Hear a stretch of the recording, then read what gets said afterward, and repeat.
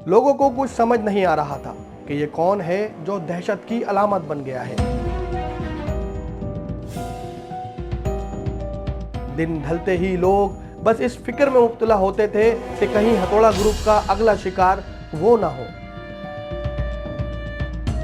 कभी आसमान तले सोए जवान तो कभी बेघर और लावारिस ज़ईफ हथौड़ा ग्रुप के पुरअसरार वार का शिकार बन रहे थे। बेगुनाह अफराद की हलाकत एक मुअम्मा बनता जा रहा था और नामालूम हथौड़ा ग्रुप की वारदातें एक पहेली। ये भी इंकिशाफ हुआ कि एक अहम इदारे का अफसर भी इनकी मुआवनत करता था। हथौड़ा ग्रुप के सरगना की गिरफ्तारी और इतराफ़ जुर्म के बावजूद इसके खिलाफ ना तो कोई मुकदमा चला और ना ही कोई कार्रवाई हो सकी। ये बात है अप्रैल 1985 की, जब मुल्तान से ताल्लुक रखने वाला अल्लाह वसायो नामी शख्स बदरिया ट्रेन कराची पहुंचा। अल्लाह वसायो रिश्तेदारों के घर क्लिफ्टन जाना चाहता था, लेकिन रात देर हो जाने की वजह से इसने करीब पुल के नीचे चंद लम्हात बसेरा करने का इरादा किया। अल्लाह वसायो पुल के नीचे आराम की गर्द से लेटा और थकन के बोझ से इसे नींद आ गई। और फिर अचानक क्या हुआ? अल्लाह वसायो जोरदार आवाज के बाद नींद से बेदार हुआ। इसका सर खून में लथपथ था। इसने करीब नजर दौड़ाई तो इसी पुल के नीचे दो अफराद हथौड़ों के वार से खून बह जाने के सबब हलाक हो चुके थे और ये हथौड़ा ग्रुप के वार का पहला वाकया था। हथौड़ा ग्रुप की पहली वारदात के ठीक 2 रोज बाद ही काला पुल के करीब पीर बुखारी शाह के मजार के अहाते में सोए 2 अफराद को सरों पर ज़रब लगाकर इसी अंदाज में कत्ल किया गया। अभी चंद रोज ही गुजरे थे कि सिटी स्टेशन के प्लेटफॉर्म से 3 लाशें मिली, जिनमें एक कुली और 2 नामालूम अफराद शामिल थे। इनकी मौत भी हालत नींद में भारी चीज सर पर मारने के सबब पेश आई। पुलिस और इंतजामिया को उस वक्त बड़ा धचका लगा जब लियारी नदी किनारे आबाद छोटे से इलाके में घर में मौजूद 7 अफराद की जानें हथौड़ा ग्रुप की भेंट चढ़ गई। लोगों को कुछ समझ नहीं आ रहा था कि ये कौन है जो दहशत की अलामत बन गया है। कभी आसमान तले सोए जवान तो कभी बेघर और लावारिस ज़ईफ, कभी गरीब बस्तियों में बसने वाले घराने हथौड़ा ग्रुप के पुरअसरार वार का शिकार बन रहे थे। बेगुनाह अफराद की हलाकत एक मुअम्मा बनता जा रहा था और नामालूम हथौड़ा ग्रुप की वारदातें एक पहेली। हथौड़ा ग्रुप जब सरगर्म हुआ तो उस वक्त पाकिस्तान और सिंध के क्या हालात थे, इस बात को जानना भी इतना ही ज़रूरी है जितना ज़रूरी हथौड़ा ग्रुप के सरगना का गिरफ्तार होना था। 1985 के दौरान गैर जमाती इंतखाबात के जरिए मोहम्मद खान जुनेजो वजीर आज़म पाकिस्तान मुंतखब हो चुके थे।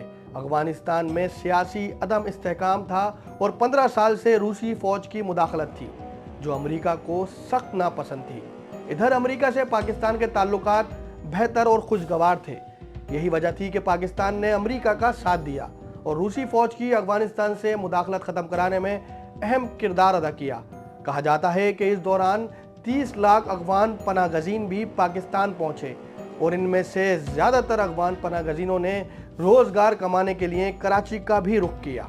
इसी अरसे के दौरान पाकिस्तान और लीबिया के दरमियान सरमायाकारी का एक इदारा भी काम कर रहा था, जिसे पाक लीबिया होल्डिंग के नाम से पहचाना जाता था, जिसकी वजह से पाकिस्तान और लीबिया के दरमियान आमदोरफ्त भी आम थी। हथौड़ा ग्रुप की वारदातें इब्तिदा में तो कराची में ही रिपोर्ट हुई, लेकिन इस नौइयत के बेरहमाना कत्ल हैदराबाद और पंजाब समेत मुख्तलिफ शहरों में सामने आए। संगीन नौइयत की कत्ल की वारदातों ने लोगों पर ऐसा खौफ तारी किया कि लोगों की रातों की नींदें उड़ा दी। दिन ढलते ही लोग बस इस फिक्र में मुब्तला होते थे कि कहीं हथौड़ा ग्रुप का अगला शिकार वो ना हो।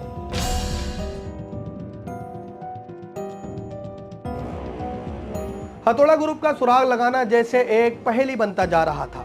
इसी दौरान पुलिस स्पेशल ब्रांच के अफसर दोस्त अली बलोच और पाक फौज के SSG के अफसर कर्नल सईद को हथौड़ा ग्रुप की खुफिया और पुरअसरार कार्रवाइयों का सुराग लगाने का टास्क सौंपा गया, ताकि इनकी दहशत का हिसार तोड़ा जा सके। ये अफसरान अपने इंटरव्यूज में बताते हैं कि हथौड़ा ग्रुप को ट्रेस करना एक मुश्किल टास्क था।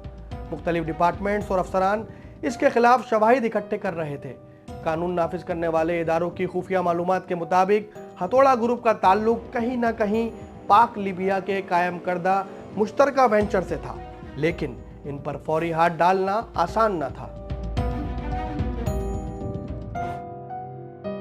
कर्नल सईद ने अपने इंटरव्यू में बताया कि हथौड़ा ग्रुप का कर्ता धर्ता पाक लीबिया होल्डिंग बैंक का इंचार्ज अम्मार था।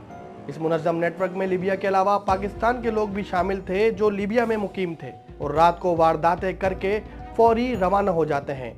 इनकी आमदोरफ्त की मुकम्मल सहूलतकारी एक मुनज़्ज़म अंदाज में की जा रही थी।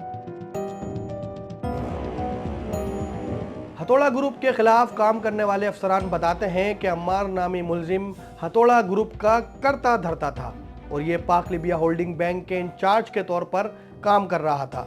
पाकिस्तान के अमेरिका से अच्छे ताल्लुकात भी लीबिया के बाशिंदों को पसंद नहीं थे। दूसरी जानिब इनकी वारदातों के पीछे एक ये वजह भी बताई जा रही थी कि अफगानिस्तान में रूस की फौज की मुदाखलत के खिलाफ पाकिस्तान ने अमेरिका का साथ दिया था। ये बात रूस नवाज अफगान हुकूमत और दीगर कुव्वतों को पसंद न थी। कुछ इशारे सुवेत एम्पायर की जानिब भी किए जा रहे थे कि वो हथौड़ा ग्रुप को स्लीपर सेल के तौर पर इस्तेमाल कर रहे हैं। हथौड़ा ग्रुप के सरगना की गिरफ्तारी भी फिल्मी अंदाज में हुई। कर्नल सईद के मुताबिक इस ग्रुप का सरगना अम्मार कराची के इलाके डिफेंस में रिहाइश पजीर था। इस गिरफ्तारी से कबल जासूस तैनात करके मुसलसल इसकी नकलो हरकत पर कड़ी निगाह रखी गई। 50 साल की उम्र के क्लीन शेव अम्मार का ताक़ुब किया गया और इसकी गाड़ी रोकी गई तो इसने हम पर असलहा तान लिया। मेरे साथ भी कुल्हाड़ा बरदार एहलकार मौजूद था जिसने इसकी गाड़ी का शीशा तोड़ा और खींचकर अम्मार को बाहर निकाल लिया। इन्वेस्टिगेशन में इन्होंने एतराफ़े जुर्म भी किया। ये भी इंकिशाफ हुआ कि एक अहम इदारे का अफसर भी इनकी मुआवनत करता था और एयरपोर्ट पर इनको मुकम्मल सहूलतकारी हासिल थी। हथौड़ा ग्रुप के सरगना की गिरफ्तारी और एतराफ़े जुर्म के बावजूद इसके खिलाफ ना तो कोई मुकदमा चला और ना ही कोई कार्रवाई हो सकी, बल्कि सिफारती वीज़ा होने के सबब इसे वापस लीबिया भेज दिया गया और यूं मुल्क भर से हथौड़ा ग्रुप की वारदातें भी बंद हो गईं और कई अफराद का कत्ल एक ना सुलझने वाली पहेली बनकर रह गई।